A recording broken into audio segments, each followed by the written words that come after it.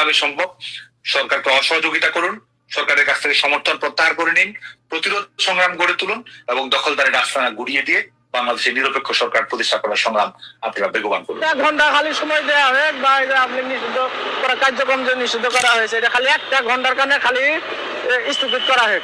দেখেন আওয়ামী লীগ আছে কিনা। এই দেশের মধ্যে যে কি হবে, আমরা সাধারণ জনগণ যারা আছি তারাই মনে করেন ফুলের মালা গলায় দিয়ে মনে করেন হাসিনাকে বরণ করবো। যদি 7-12 যদি শেখ হাসিনা পা ধুয়ে যদি পানি খা, তারপরে মনে করেন শেখ হাসিনার ঋণ কেউ শোধ করতে পারবে না। বাংলাদেশের দক্ষিণ থেকে উত্তর পর্যন্ত উন্নয়ন হয়েছে, আর কি চান? এই অবস্থা যদি 5টা বছরে মনে করেন যদি থাকতো, বাংলাদেশের মধ্যে যে উন্নয়নের একটা জোয়ার উঠে গেছিল, সারা বিশ্বের মধ্যে তাপ লাগাই দিয়েছিল শেখ হাসিনা।